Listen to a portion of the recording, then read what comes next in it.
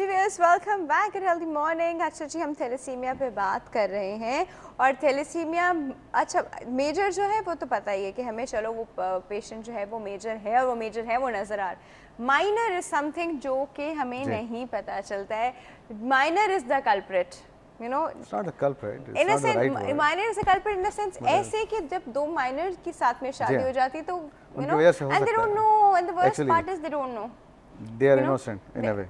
They themselves are innocent, अच्छा लेकिन वो इसमें कुछ ज़्यादा इनोसेंस हो गई कि आपने अपने बारे में इतना भी चेक नहीं रखा। आप you yourself are responsible for this then. इसमें देखें बहुत जो पहला फेस होना चाहिए काम करने का वो ये होना चाहिए कि हमें थैलेसीमिया के कैरियर्स को ढूंढने के लिए हमें पब्लिक में जाने की इस वक्त ज़रूरत नहीं है। 5 to 7% इंसिडेंस है अप्रॉक्सीमेटली। तो हमें ज़्यादातर थैलेसीमिया के पेशेंट्स थैलेसीमिया सेंटर्स में मिल जाते हैं। इसका मतलब है उनके जो केस फैमिलीज़ हैं वो सब वहीं मिलेंगी। तो अगर आप 100 लोगों में से 5 लोगों को डिटेक्ट करना चाह रहे हैं तो प्रोबेबिलिटी बहुत कम है। और अगर 10 लोगों में ऐसे जिनको थैलेसीमिया है उनमें से कैरियर निकालना चाह रहे हैं तो उनमें प्रोबेबिलिटी बहुत ज़्यादा है। तो हमें पहले ये करना चाहिए कि हर थैलेसीमिया सेंटर अपने थैलेसीमिया सेंटर्स में जो फैमिलीज़ आ रही हैं उनके फर्स्ट कज़न्स को सबको स्क्रीन करें, उनके सिबलिंग्स को स्क्रीन करें। तो हम जो मोस्ट पोटेंशियल ग्रुप है थैलेसीमिया पैदा करने वाला, पहले तो उसको हम रोकेंगे। ये एक ऐसा बॉक्स है जो दोनों तरफ से खुला हुआ है, एक तरफ से तो बंद करना पड़ेगा। पहला काम ये किया आपने कि अपने अपने थैलेसीमिया सेंटर्स में आपने स्क्रीनिंग प्रोग्राम रन किया, सबकी फैमिली ट्रीज़ बनाई आपने, उनको बताया आपके यहाँ थैलेसीमिया कैरियर्स हैं, कोशिश कीजिए कि इनकी आपस में शादी ना हो। फेस 1। दूसरी तरफ आपने मीडिया कैंपेन, एजुकेशन और हर चीज़ आप करते चले गए, आपने पब्लिक को अवेयर करना शुरू किया। फेस 2। फेस 3 में आपने इम्प्लीमेंटेशन ऑफ लॉ लेके आए, लोगों को पता लग गया, दोनों तरफ से आप काम करना शुरू कर रहे हैं इक्विलिब्रियम में। हमें अपने thalassaemia centres, we standing, we are nowhere actually. कोई फेस नहीं, मैं ऐसा तो नहीं कहूँगा, गलत कह रहा हूँ। बहुत सारे थैलेसीमिया सेंटर्स अपने यहाँ प्रोग्राम रन कर रहे हैं और उसमें हुसैनी भी, Fatmi, Dumair Sana, Burani blood bank, Kashif Iqbal, they are wonderful. बहुत मेहनत कर रहे हैं, हर जगह हर आदमी अपनी जगह एक बहुत मेहनत कर रहा है और बहुत मेहनत से काम कर रहे हैं। एक मोहम्मदी ब्लड बैंक, वो भी है मेरे ख्याल थैलेसीमिया सेंटर, और फिर आखिर में अब्दुल मेमोरियल भी इस पर काम कर रहा है। हर आदमी अपनी अपनी जगह काम कर रहा है, मगर हमें सबको मिलके ये सोचना पड़ेगा कि प्लान ए जो है ना उसको कंसंट्रेट होके मुकम्मल कर पाएँ कि अपने अपने थैलेसीमिया सेंटर की 90% स्क्रीनिंग हम करके ख़त्म कर दें। सही। तो पहला ग्रुप तो हमने इमीडिएट पोटेंशियल ग्रुप ख़त्म कर दिया और किसी तरह इसको एजुकेशन में लेके आए। क्योंकि 1 रुपए का अगर एक ब्रोशर है और अगर आप 10 करोड़ लोगों को डिस्ट्रीब्यूट या 20 करोड़ लोगों को डिस्ट्रीब्यूट करना चाह रहे हैं तो 20 करोड़ रुपए तो कम से कम चाहिए। कितने लोग पढ़ेंगे, कितने नहीं पढ़ेंगे? किताब में जो चीज़ आ जाती है वो हर आदमी पढ़ रहा होता है। जो आपकी बुक्स हैं उसमें एक सिंपल सा कि मौरूसी बीमारी क्या है, थैलेसीमिया क्या है, इसकी प्रिवेंशन क्या है। सर आई थिंक हम लोगों को अगर एक न्यूज़पेपर जो होता है उसके ऊपर जो कुछ कभी अहादीस और कुरान शरीफ की आयत और उसके साथ एक ये मैसेज भी आ जाए तो नथिंग लाइक बिल्कुल। अगर देखें बहुत सारे प्रोडक्ट्स हैं, बहुत सारे प्रोडक्ट्स हैं। सर एक कॉल है हमारे पास, फिर हम इस पर और बात करते हैं। जी अस्सलाम वालेकुम। वालेकुम अस्सलाम जी, मैं मरियम बोल रही हूँ कराची से। गुड हेल्दी मॉर्निंग मरियम, कैसी हैं आप? अल्हम्दुलिल्लाह, थैंक यू। मेरा क्वेश्चन है डॉक्टर साहब से। बिल्कुल मेरे बेटे का भी ब्लड सीपी हुआ था, ही इज जस्ट 3.7 और AKU से कराया है तो उन्होंने खाली वैसे ही दिया है कि thalassemia minor, question mark thalassemia minor, he is anisocytosis, hypochromic, microcytic, platelets normal on film, फिर question mark thalassemia minor, suggest HB electrophoresis. तो हम इलेक्ट्रोफोरेसिस करवाएं क्या ज़रूरी है? मतलब उसका बाकी सब कुछ तो नॉर्मल आया है जो ब्लड सीपी हुआ था। ब्लड पिक्चर जो आपने बताई है, ये हम इसी ब्लड पिक्चर पे बात करते हैं अभी, ठीक है? और आपको बताते हैं कि क्यों कराना ज़रूरी है इस वक्त। ओके, हाँ, बस मुझे डॉक्टर साहब कुछ और पूछना चाहेंगे आप? मैं जवाब दे देता हूँ। अच्छा चलिए, thank you so much for your call. Sir blood picture, Mariam नाम इनका मेरा। पहली बात तो ये कि 3.7 सीवियर एनीमिया है। इनके बच्चे की जो एज है उसमें 3 चीज़ें बहुत ज़्यादा हो सकती हैं। एक तो आयरन डेफिशिएंसी एनीमिया हो सकता है, इनको सीरम फेरेटिन और आयरन एंड TIBC और साथ साथ HB इलेक्ट्रोफोरेसिस, ये साथ। एक बात सर, जो माइनर होते हैं थैलेसेमिक माइनर्स होते हैं, उनको कहा जाता है मतलब उनके बारे में कि आप उनको जितना भी आयरन दे देंगे ना, जी हाँ, they will never grow above 10। बिल्कुल जाएंगे नहीं वो 10 के ऊपर कभी नहीं, वो किसी वो हीमोग्लोबिन का कॉज नहीं है ना, वो एनीमिया होने का कॉज आयरन नहीं है।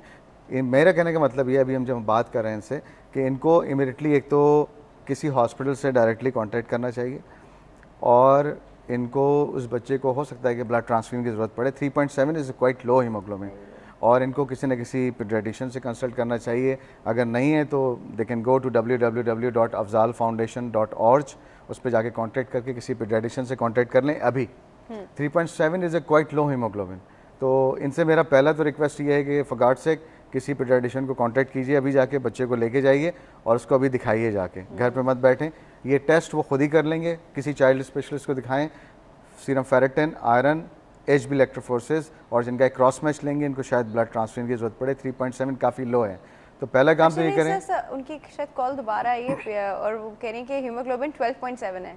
हाँ 3.7 बताई थी उन्होंने ना 3.7 12 नहीं, तो सुना था हमने 3.7 हमने 3.7 सुना था। हाँ जी ठीक है। तो 12.7 तो ठीक है, that's fine, okay, you can stay at home and you can watch our programme. But yes, तो नहीं तो बाकी जो पिक्चर है उसमें डेफिनेटली इनको हाँ ये देखें आयरन डेफिशिएंसी एनीमिया भी हो सकता है। 3.7 है।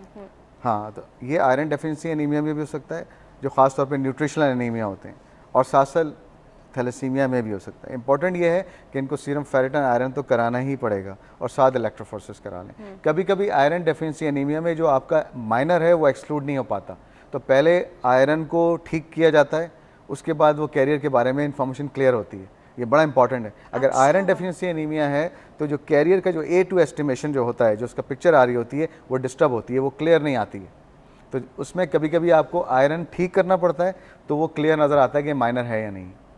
देयर सम ऑफ द एक चीज़, जब आयरन हीमोग्लोबिन एनीवे नॉर्मल आ रहा है, नहीं नॉर्मली लो आ रहा है, ठीक है, तो और क्या ब्लड पिक्चर में आएगा सेल्स की फॉर्म का कि हम लोग को क्लू हो कि प्रॉब्ली दिस पेशेंट इज थैलेमाइनर?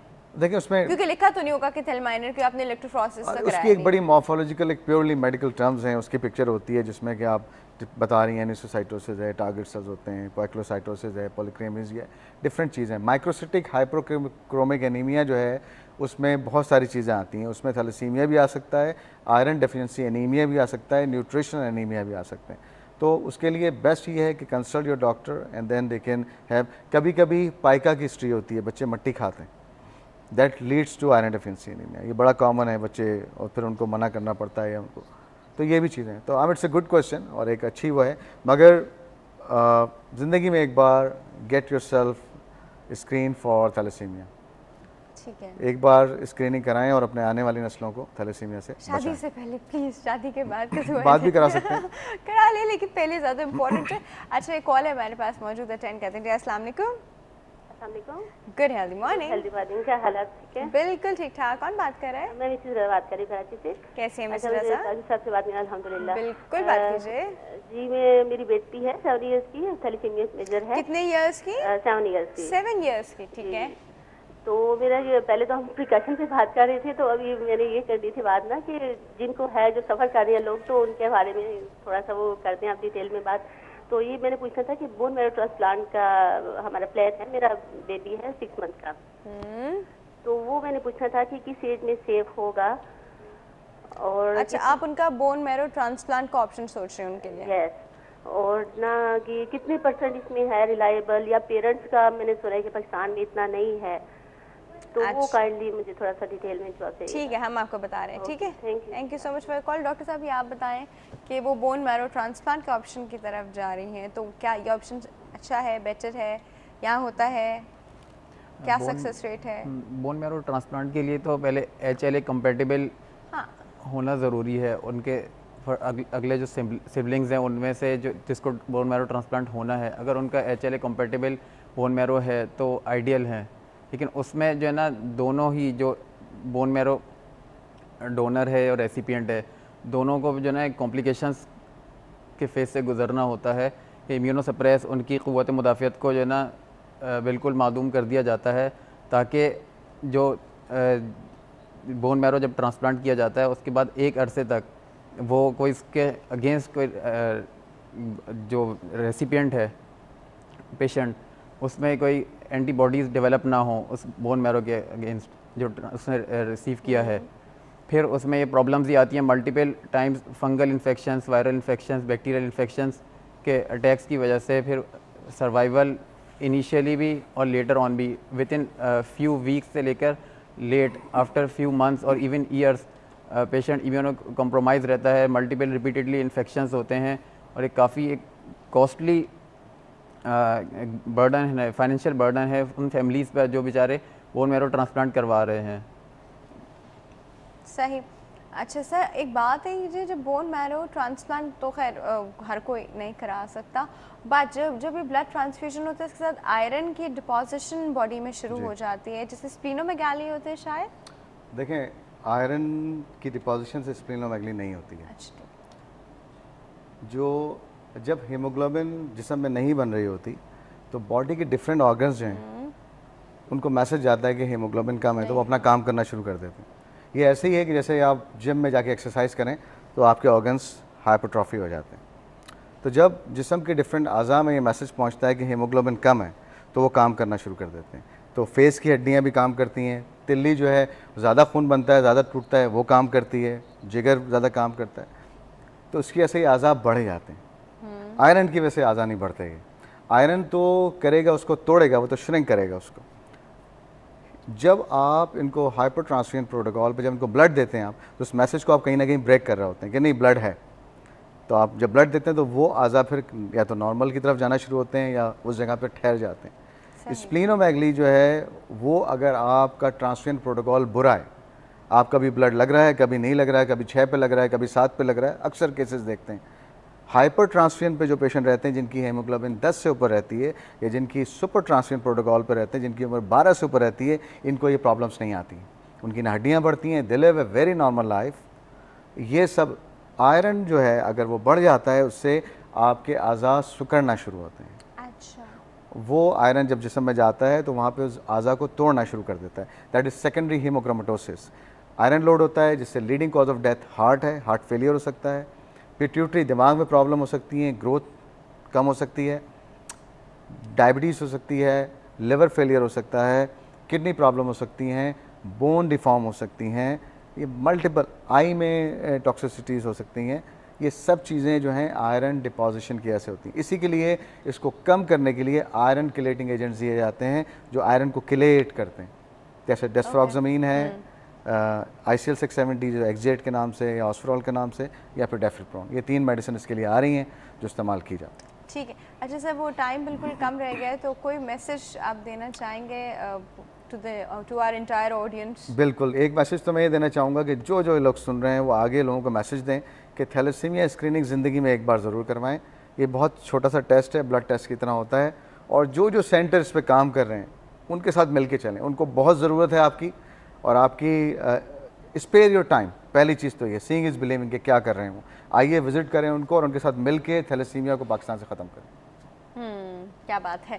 अगर हम लोग सिर्फ थोड़ा सा इस बारे में एक बार सोच लें और इसको अपनी लाइफ का एक सबसे इम्पोर्टेंट, जिस तरह बाकी चीज़ें खाना पीना और सब कुछ हमारे लिए इम्पोर्टेंट, एक टेस्ट हम अब इसको अपने लिए इम्पोर्टेंट कर लें तो बहुत सारे बच्चों का फ्यूचर और ज़िंदगियाँ जो है वो बच सकती है, क्वालिटी ऑफ लाइफ बेटर हो सकती है। 10 सेकेंड आप रेगुलर रोज़ाना दे रही हैं आप? रोज़ाना मैं अपना वो प्रॉमिस ज़रूर पूरा करूँगी सर जी।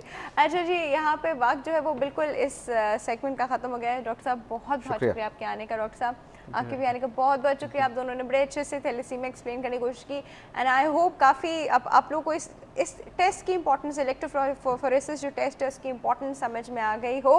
वक्त हो गया जी एक छोटी सी ब्रेक का। ब्रेक के बाद हमारे पास बेस्ट 5 का सेगमेंट होगा। Stay tuned.